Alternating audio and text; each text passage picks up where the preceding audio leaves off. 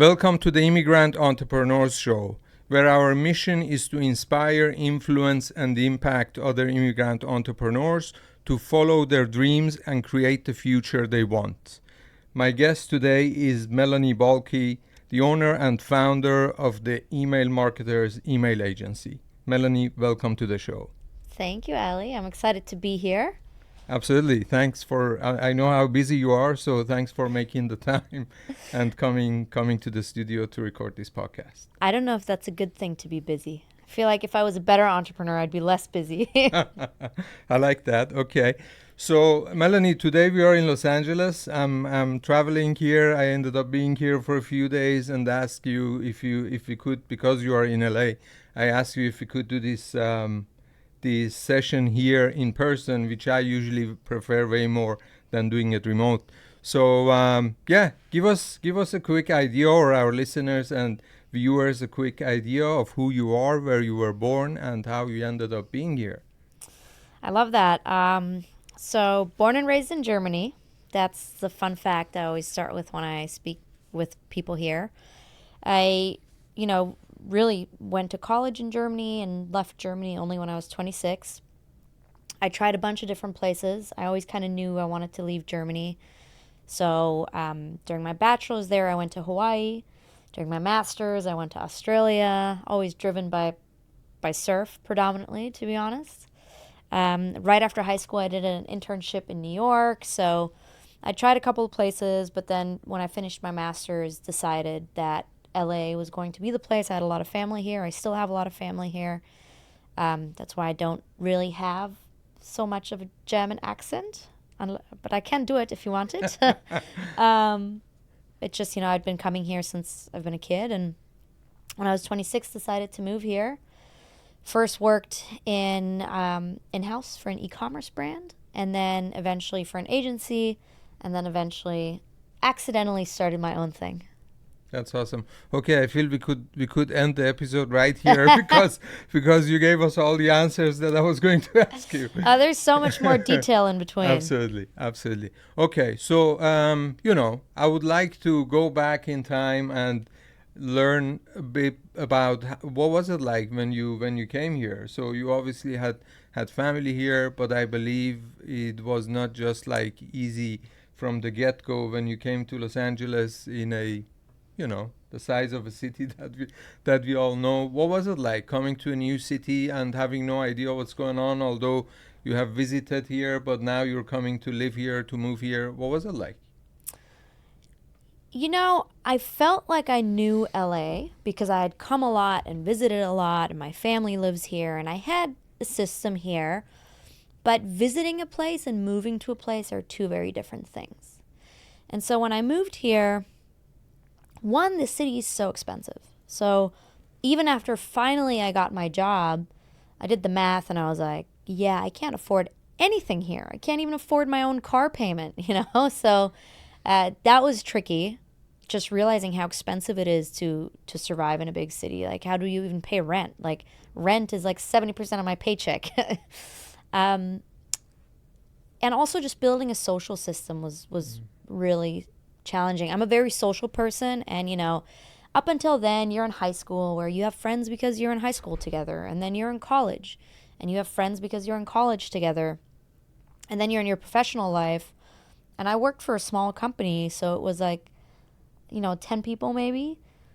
None of those, they were all cool and I loved them, but none of those became like my hanging out after work friends. So I think those were the two things I struggled the most with. One, like financially, how expensive it was just to survive in the city. I mean, there were days where I was like, okay, can I afford to fill up my gas tank right now, or can I not afford to fill up my gas tank to go to work? And the second thing was just finding friends in my tribe, which I think especially in LA can be difficult because it's a different culture than Germany.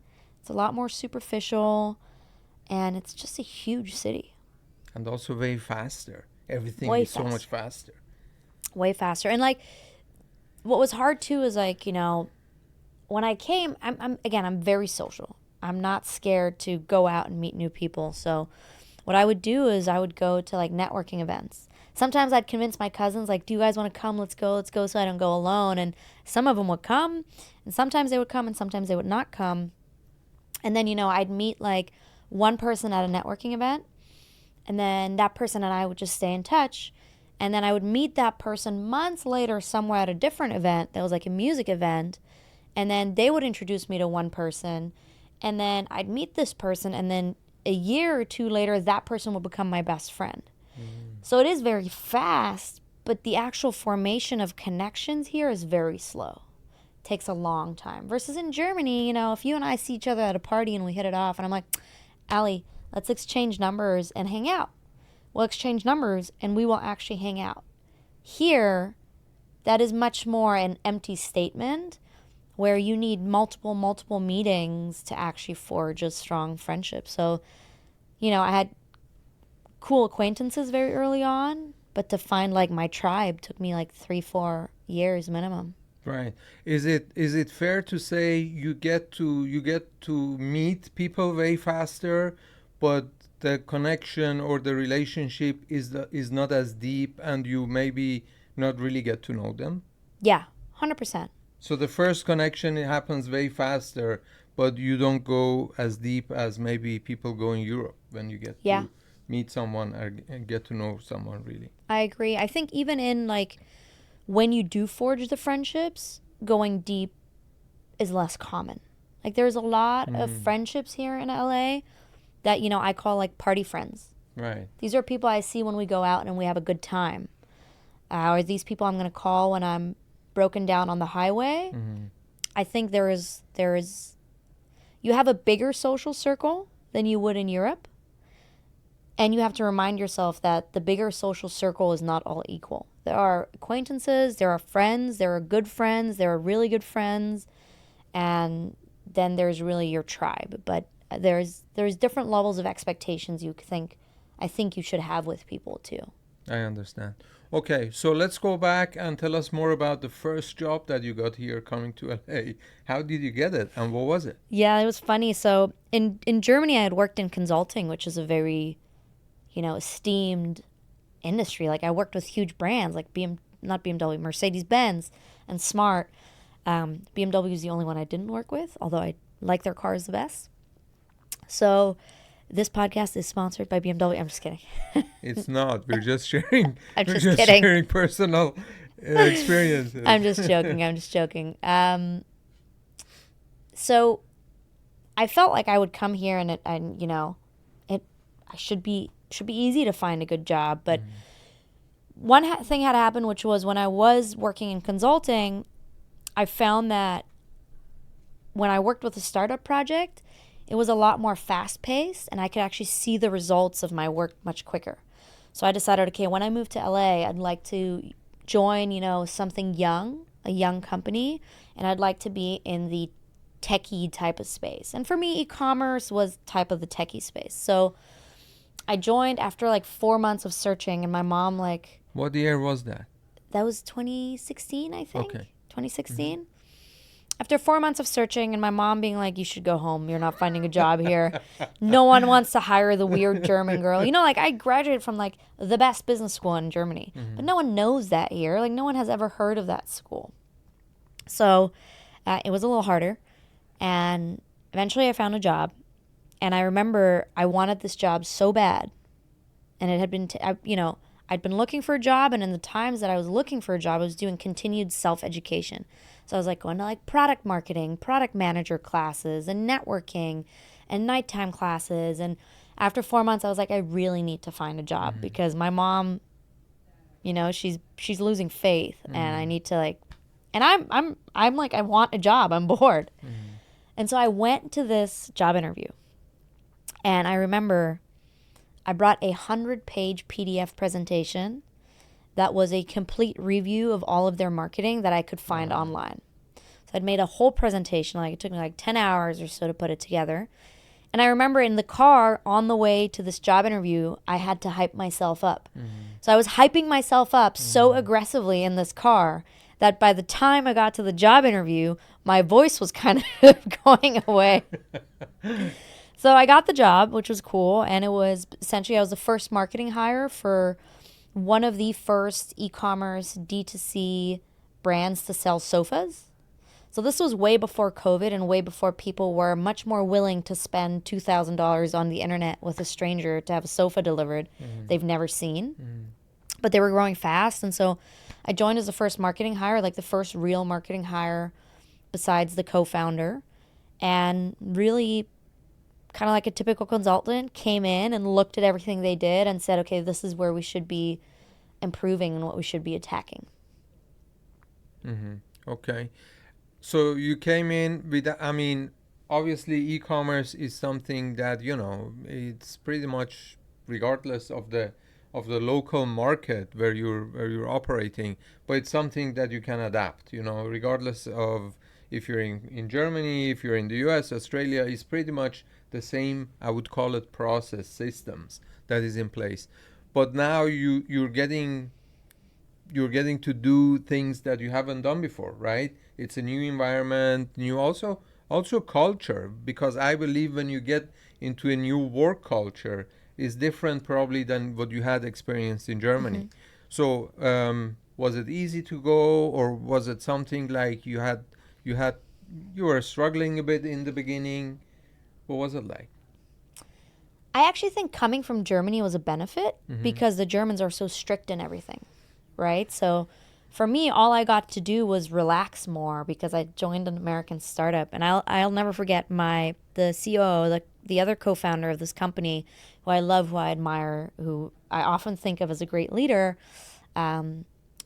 He would joke and he would say, when we would sit down together to talk, I would just go into the work stuff and say, okay, I know you can't wait to talk about the work stuff, but how are you? What's new in your life? And that wasn't really something you do in Germany. Like your professional relationships, very professional. And it was funny. He was always like, okay, like I know you want to get into the work stuff, but how are you? How's your personal life? That and like even the way I dressed was different, right? I dressed much more button up. Like everyone was joking about the girl with the loafers and I'm actually not wearing one today. Normally I wear them, like, the polo blouses. Everyone else was just in a sweater. So for me, it was cool because I got to relax a little bit more. Although I do miss that. I kind of miss the sharpness of Germany a little bit.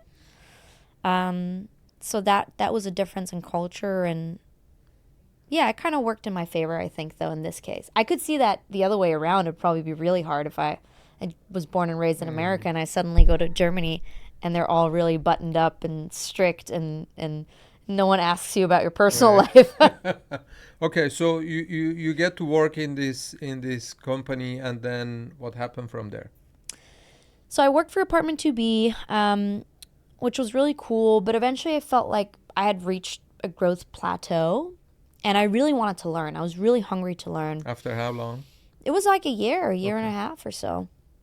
And it was a total coincidence. I was on LinkedIn, and there was this one marketer, and he would always post LinkedIn posts, and I found them really cool. And so I just reached out to him and I said, hey, I really loved your last post. And he replied back and he said, hey, we actually have a position open. Would you be interested in interviewing for this position? And I said, yeah, sure. And so my first job when I started here was $50,000 a year. And I'd gotten a raise in the course of that to $60,000 a year. And then this new opportunity came up and I interviewed with them, and it was really cool. It was an agency at that time growing really fast. So it reminded me of consulting a little bit, like the fast pacedness.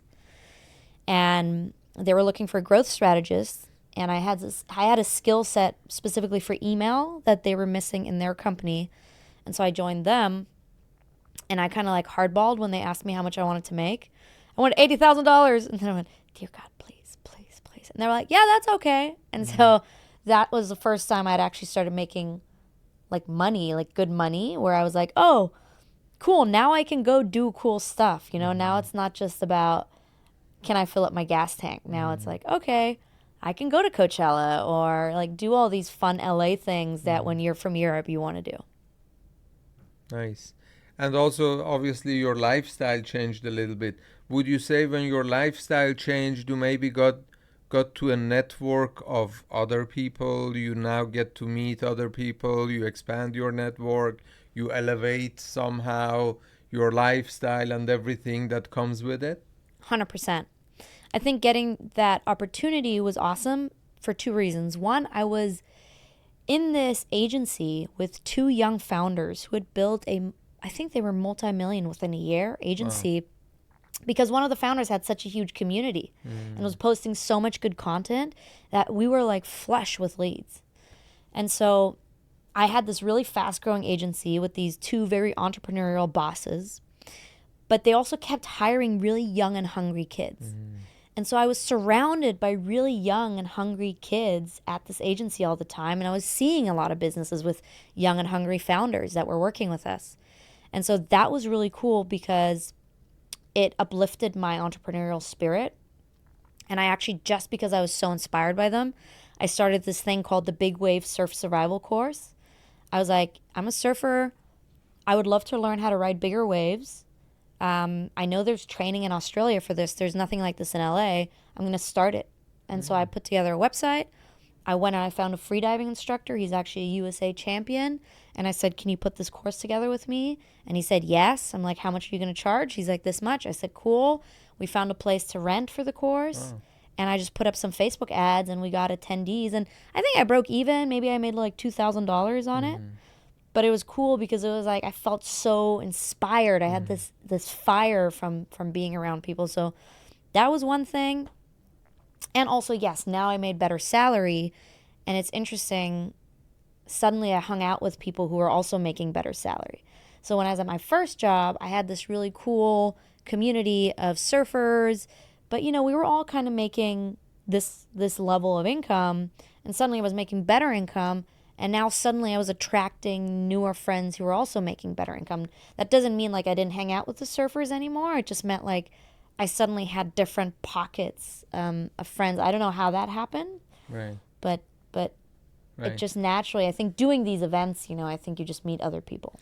And I also believe, because I have done that also in my professional and personal life before, I believe when you do this event, now you're the host, right? Now you're the cool kid that everybody wants to get to know and hang out with. So you automatically elevate your network, but also the way people, you know, are attracted to you, or you're attracted to them.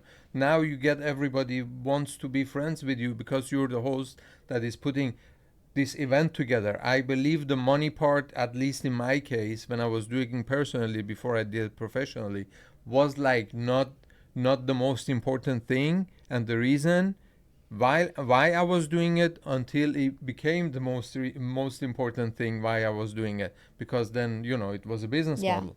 So I believe that's another thing. Okay, so you're with this agency, you're having a good life, you're making decent money, and then what was the next step? Well, I was going through a lot of self-development courses at the time too, which was really cool. And that made me even hungrier for like, you know, like knowing my worth and I don't know, all this stuff. But I was just hungry and I was good at my job. I worked long hours. Like I would work till 11 p.m., start at 8, work till 11. Would you go to the office? Yeah. Okay. I worked in the office. The office was in Venice. So for me, that was also really cool because I loved Venice. That was like always a place I wanted to be.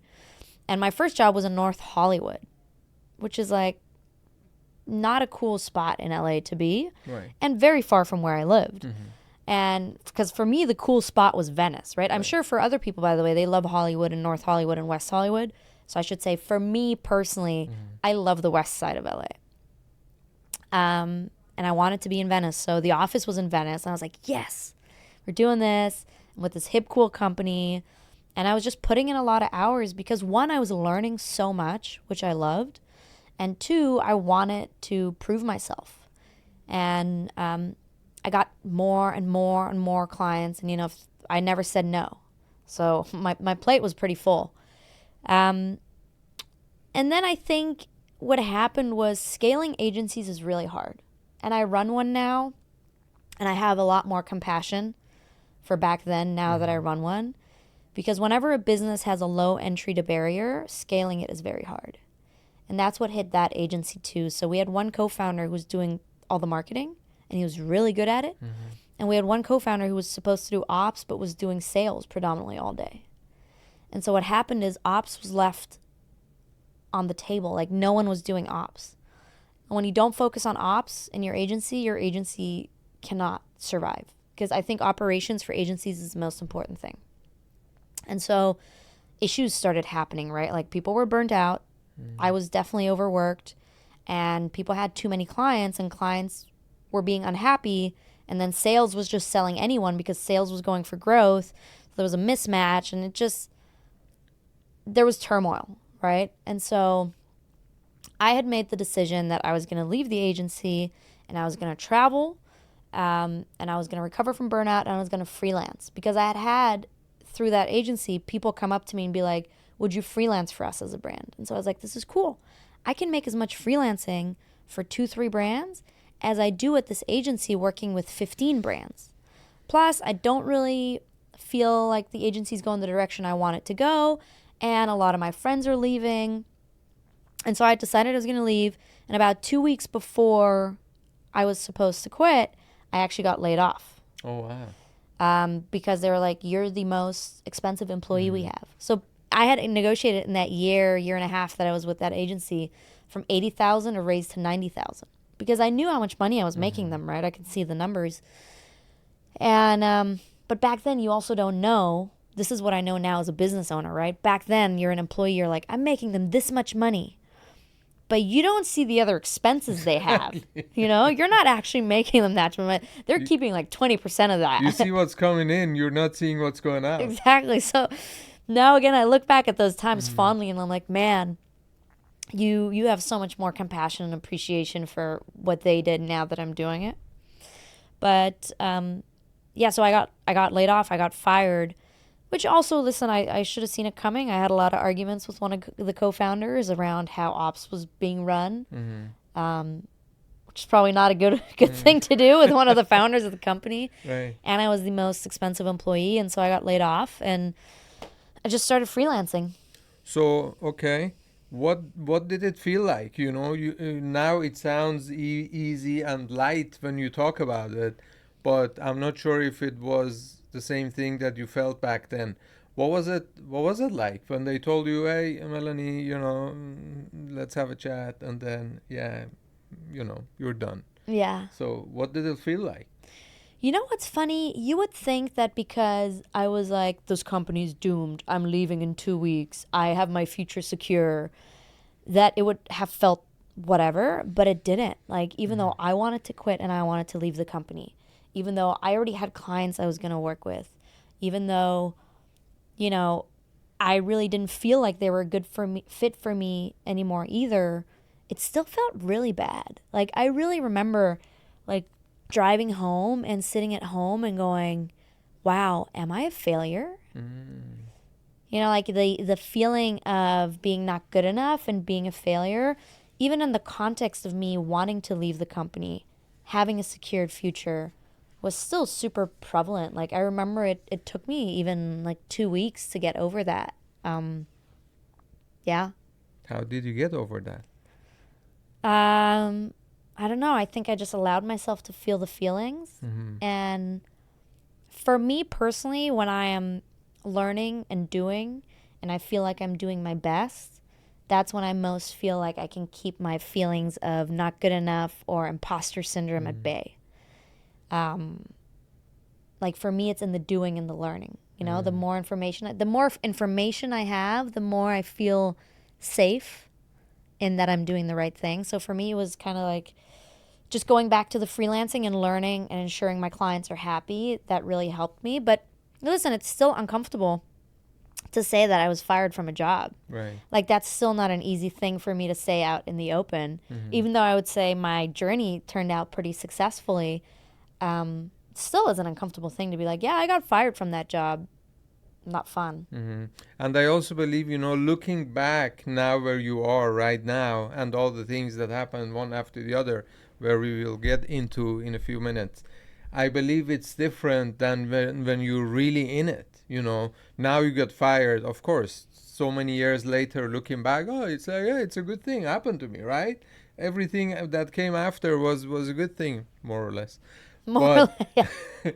But when it happens, you're like, okay, they fired me. Now I don't have a job. Now I don't. I have these clients, but I'm not sure how much I'm gonna make, and so on and so forth. So yeah, I completely resonate with that. Okay, so getting fired and moving away and now working with your own clients, was that also, you know speaking of financials, are you now making as much as you were making when you were working with the agency, or less or more? I think I was making like, at first it was like one client, so I was making about $4,000 a month, which this was while I was in Bali, just surfing and living life. And, working with one client takes me, like 4 hours a week? So that was awesome. That was a great return, right? It wasn't quite as much as with the agency, but I also didn't need quite as much yet. And then I got a second client, and now I was making like suddenly $10,000 a month. And that was more than I was making with the agency. So now I was making $120,000 a year. That was like nice, So, yeah, I finally was able to like fully pay my own car payment and take over. My mom was helping me out throughout a lot of this journey, which is, I think, where privilege comes in, right? Like I had the privilege that my mom was helping me as much as she could.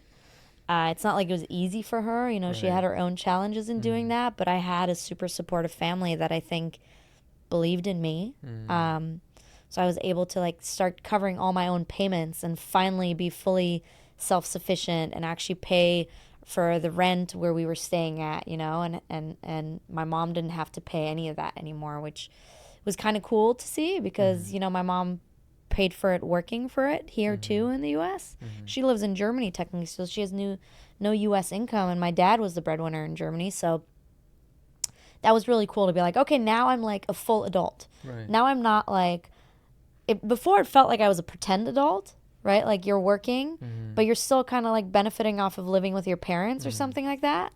And then I was like, oh my God, I am the adult. Now I am the adult. So that was really cool. So Yeah. are you back in the US at that time, or still surfing from coast to coast in Bali? No, I was only in Bali for like 6 weeks or Okay. so. I was back in the US then. Yeah. Okay. But I was still surfing a lot. So at this point, I'm freelancing, but I'm also exploring other things. I'm trying to shoot a surf documentary, and, kind of like juggling a bunch of things. And then kind of COVID hit. Okay. So you have these clients. Were you doing what kind of marketing were you doing back then for these clients exactly? I was functioning like their outsourced CMO, essentially. Okay. So helping them across the board just put together marketing strategy and execute on things. Like I was handling their emails. I was handling it was really like an outsourced CMO mixed with an outsourced marketing manager. Gotcha. Because I was both helping them with strategy and vision, as well as with which is like CMO stuff, as well as with the actual execution of it. Like I was going in and making emails and sending them. So that was the service I was providing. Okay. And also like Facebook ads, and because I had a much more generalist experience back then. So with everything, with working with influencers, creating content, like from A to Z, helping with the e-com website, making the landing pages, everything. Pretty much everything that one gets to do within the digital marketing world. Yeah. Okay. What I was doing essentially at Apartment 2B and for clients at Banff Media, then I was repackaging and selling as a freelancer now. I get that. Okay. All right. So then COVID hit, and what happened? Because I know for many people things got way, way worse, and for some things got actually better. Yeah. Especially those in the digital marketing world, because now everybody is shopping and doing all the things Yeah. from their laptop. Yeah, I mean, COVID hits and I'm very panicked. One, I'm really panicked because I made the unfortunate mistake of actually reading the news. So it happened and I started getting really worried because my mom was visiting me at the time. And so I went deep down into the news articles, and now I know not to do things like that anymore, but I was really worried. And I was really worried for my business too. I was like, oh my God, am I going to lose everything? I haven't really built much yet, right? Like I've only built like the baby steps. Like there's not much structure. It can get wiped out like this.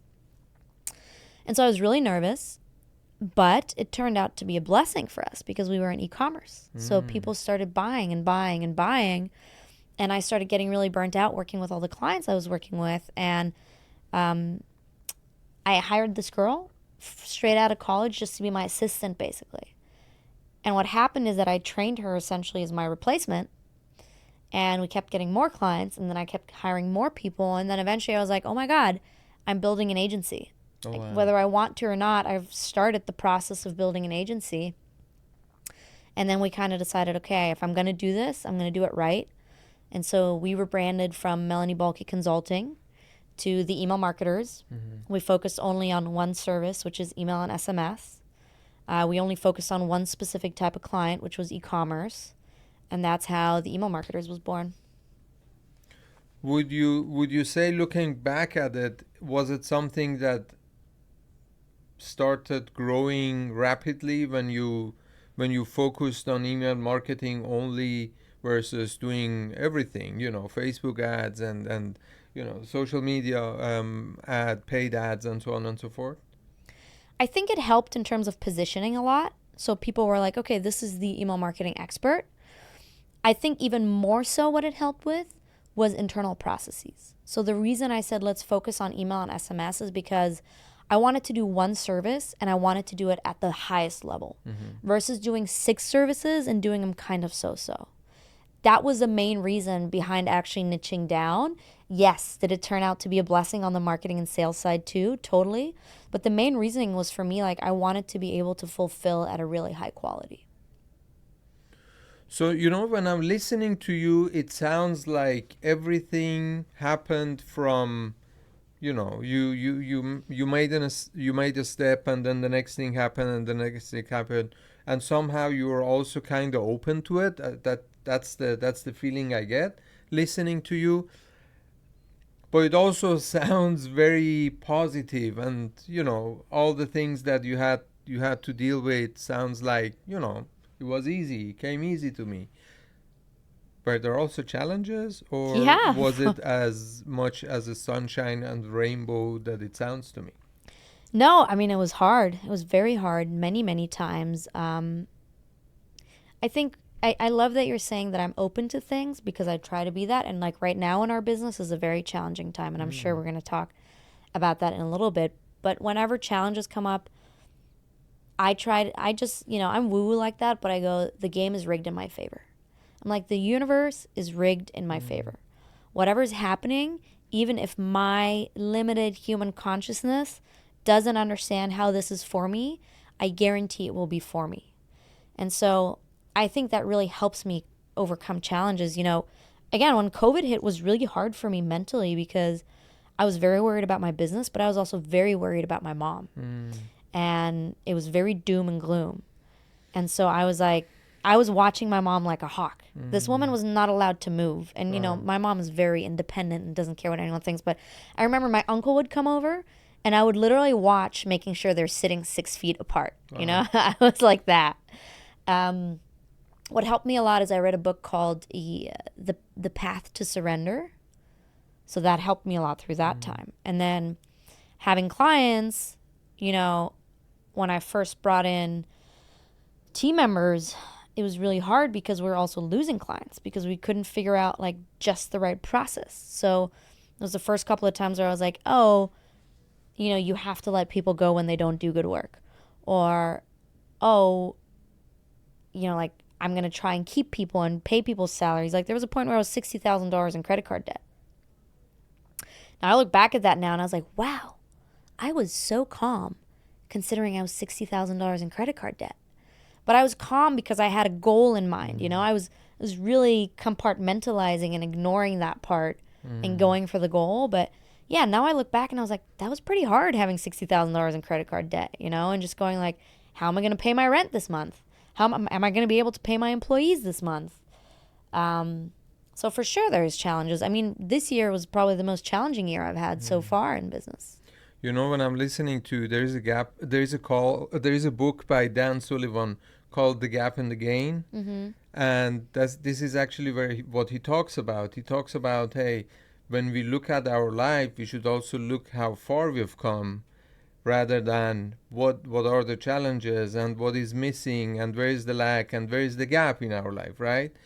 And I also believe that one thing should not lead to, okay, now relax and chill, and I've come so far and I don't need to do anything, let's sit back and relax. No, but looking at how far we have come, we can use that as fuel to keep going, to do all the things that we want to and we feel like we're here to do, instead of saying, hey, there is so many things that I haven't achieved, I haven't done in my life, and always somehow, because the horizon keeps always going further and further, because I believe as human beings we are always expanding, and that's the way it should be, right? We're always expanding, means also growing, right?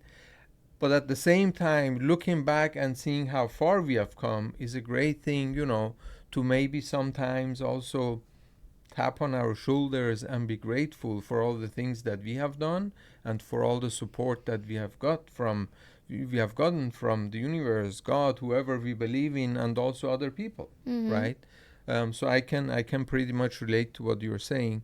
Okay, so all right, take us fast forward. You're dealing with all these challenges in your business. Now you realize, hey, I have an agency. I've built an agency without realizing it. And what happens from there? And what's going on? And how did you get to where you are today? And what's the situation like? Yeah, I think a big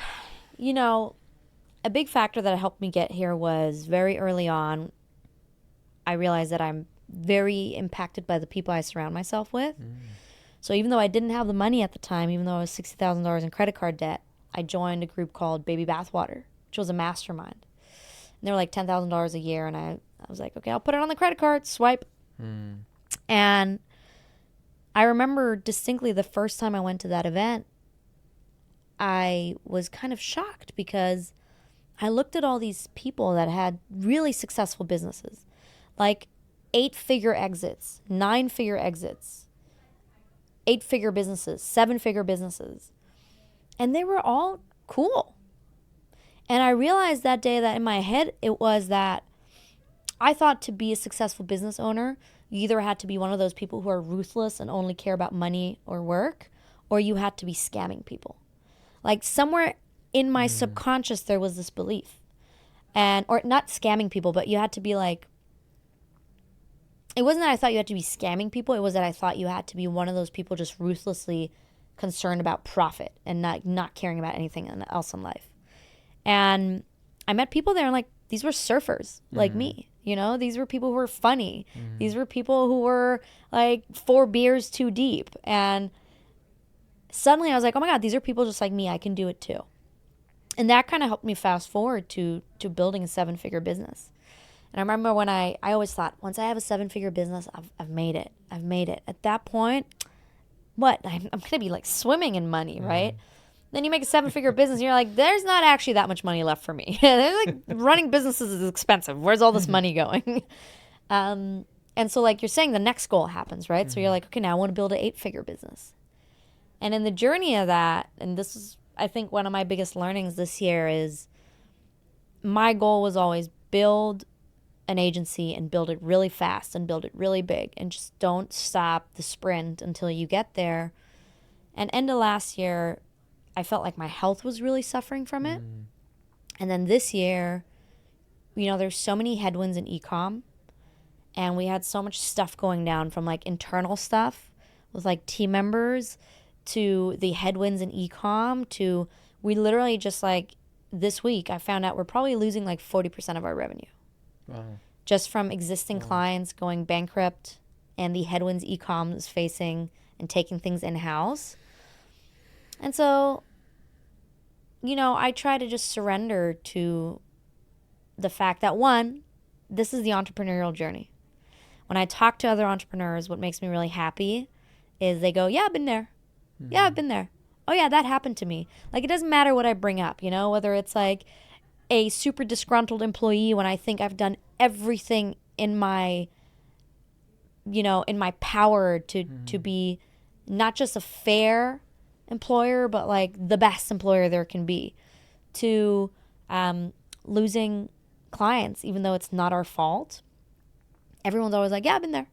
Yeah, I've been there. So that's kind of what I'm trying to surrender to. Like, there's growth, and it comes in plateaus, and it's not linear. It's like a chaotic route. I actually can't even remember what your initial question was, Ali. I just got to the story somehow. Right. Don't worry, we're actually in a good spot. So, when you say I learned to surrender, and obviously there are challenges going on in your life, is there or was there a time that things got so hard that you as an entrepreneur and business owner or freelancer back then were like, this is too hard. This is way harder than I ever imagined. And you know what? Let me just give up. Let me go get a job and do what I was doing before. Was there a time? My first question, I guess, is, was there a time? And if yes, obviously you didn't give up and you're still here. What took you through it? So I'm not sure if we even need to ask the second question, if the answer to the first one is no, there wasn't. I mean, yeah, there's I think there's times where I play with the idea all the time. And then, it's like me moping. Like, for example, when I heard the news about the revenue, I took a full day to mope. I was like numb, And then the next day I wake up and I go, I'm going to trust the universe is working in my favor. What can I do now? And then I go and I get to work. And so have I thought about giving up? Yes. Have I really thought about giving up? No. Because I talked to my therapist about this and I was like, kind of like what you just said. I was like, this is all just so much more difficult. This is really like taxing. Like, I work way more than I would ever work in a job. I am emotionally constantly on a roller coaster. I blah, blah, blah, blah, blah. And then she was like, okay, well, this is a question now. Are you really actually exploring a different route? And then I was like, no, obviously not. Like, I feel like for me personally, entrepreneurship is exciting. I still have gas left in me. I hope the universe doesn't take this as a sign to send me another challenge, because I'm good on the challenges. I'm good on the challenges for this year. But yes, I've thought about it. What gets me through it is like, the other option isn't that great either. Like, I don't know. I want to build something. That's amazing. And again, I can relate to pretty much most of the things that you say as an entrepreneur myself, who is going through another entrepreneurial phase of my life, And I also believe or at least has been my life, I always look at it that way.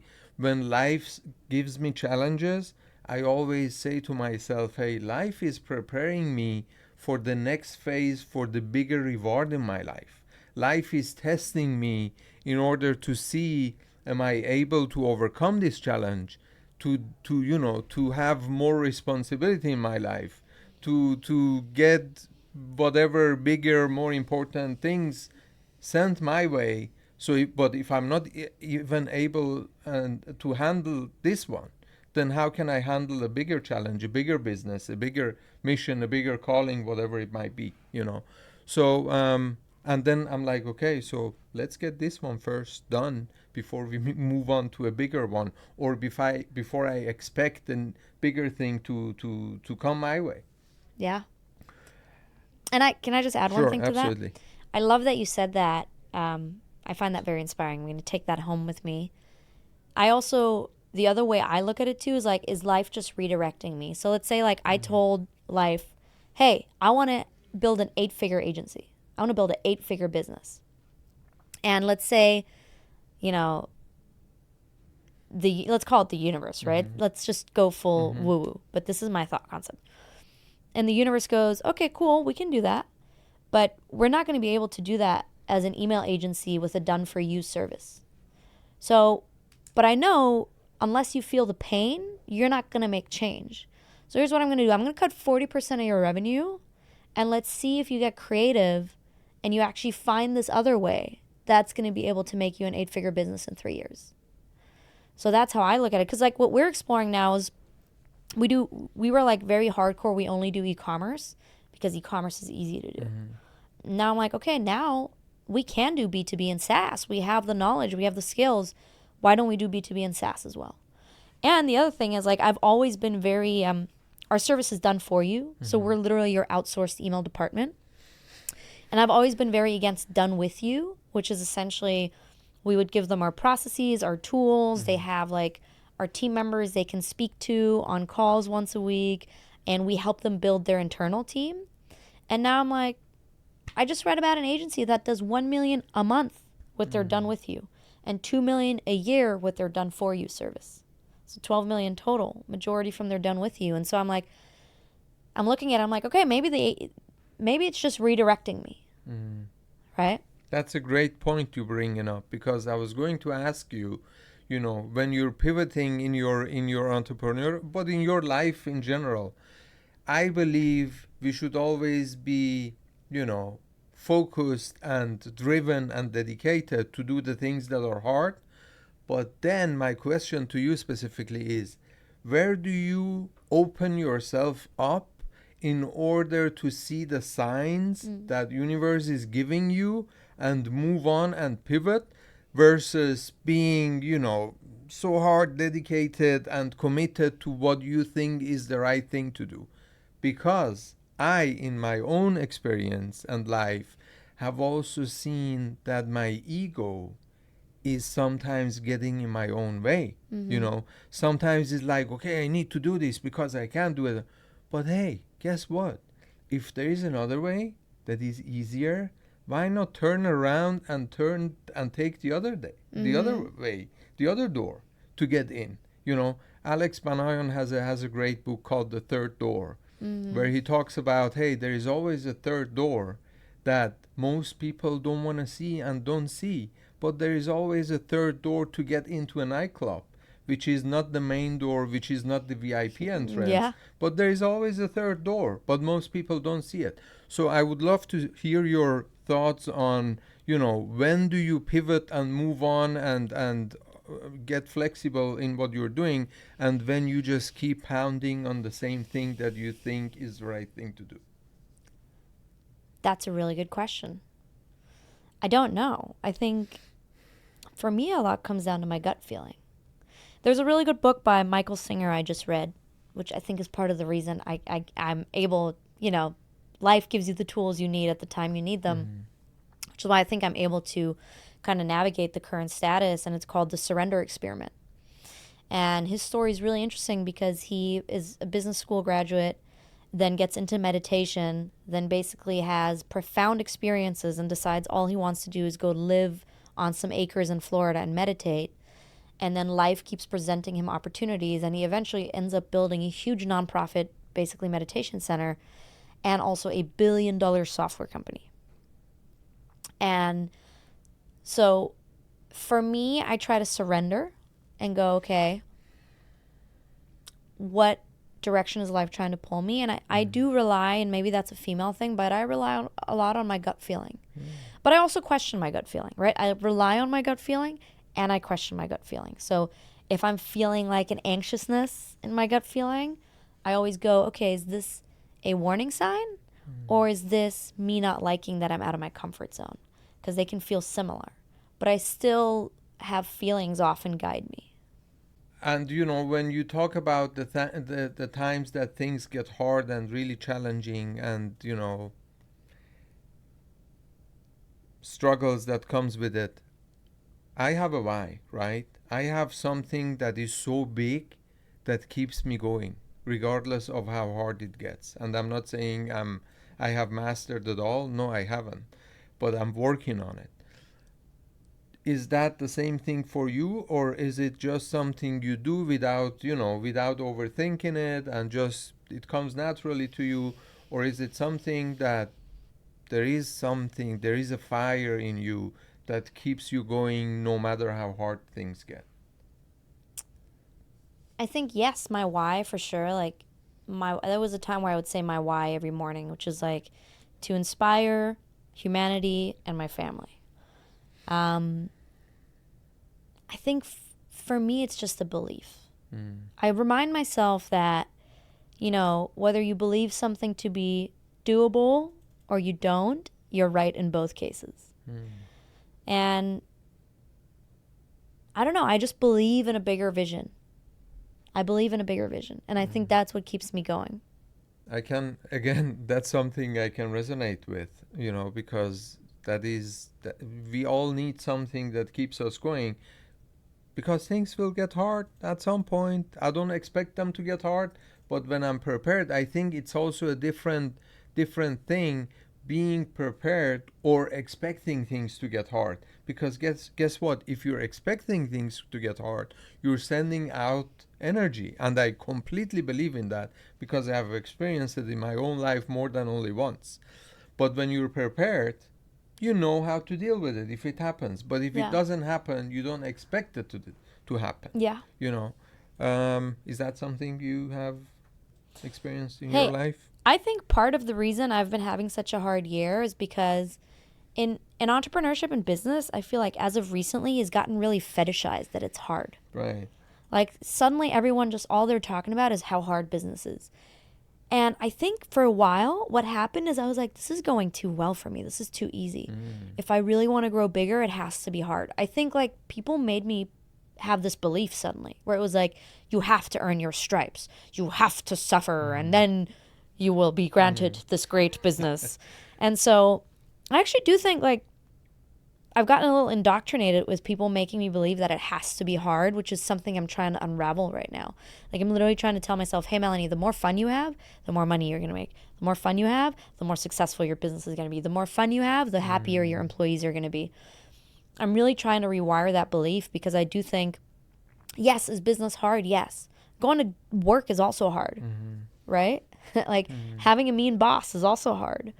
So I do think like, I think I'm a prime example of what you were saying, which is I think like I've been indoctrinated with it's hard so much that now I'm living the it's hard. Now I'm earning my stripes, you know? Now I'm going to have something to show for it. Once I'm an 8-figure business, I'm going to be able to say, yes, but look at how I suffered over there. You know, I deserve this.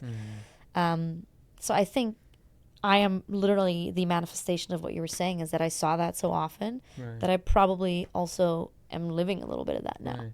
And in my own experience, one thing that has helped me a lot is when things get really hard, I'm like, hey, this is going to be such an amazing story to tell my kids. Yeah. If it was easy, then it would not be an amazing story like it is. Yeah. The harder it gets, the more amazing the story is. I just have to make sure I survive so I can share the story. So it's been an amazing discussion so far, and before we wrap up, I would like to know now. You have made all these experiences and all these been through all the things that you have been through, good and maybe not so good. If you could go back in time and tell yourself, in 2016, maybe even before that, just have a conversation with yourself and tell a few things that you would want to tell yourself. What would be the most important things that you would tell Melanie back then? I would say to keep a radically positive mindset has been what's been the most influential. You're the average of the 5 people you hang out with. Surround yourself with successful, accomplished people, positive people, healthy people, kind people, and you will turn out to be that way. Hire a really good operations manager way sooner in your business journey. Hire a good number 2 way sooner than I did. And, I guess don't be afraid to be vulnerable and don't be afraid to fail. And as long as you keep trying, then there's no fail really because you're still trying. Right. Yeah, I think that, but to maybe enjoy the journey a little bit more. I think that's the biggest thing. Not to try to rush the journey, to actually like remember, no, the journey is the fun. So to just enjoy the building versus trying to sprint through it and build this business fast. Like, why don't I build a business that I love so much, that I have so much fun being in, that I make so much money with, where I can see how much value I add to my employees and my clients, that I love it so much that I would never want to sell it. Versus like, how do I build a really big business and then I can sell it if I'm tired. So that's, yeah. And I would like to add something to this, not just because you took the time and came here to do this interview with me, but I see what you're doing on social media, but also other people, how do they react to the things that you do. And I would say, I would like to add to this, to be proud of yourself. Look how far you've come and what you have built in your really young age, and as a woman business owner. I That's a appreciate rare thing. You have accomplished a lot. You have helped a lot of clients of you, and you have built an amazing team, as far as I can tell, because I've got to I've got to work with your agency at some point. It's been some time, but that was an amazing experience. And I also believe you treat your clients' businesses like your own, Mm. and that's another thing that I believe it's a rare thing to find these days, and that can go a long way when you just look at their businesses like it would be your own.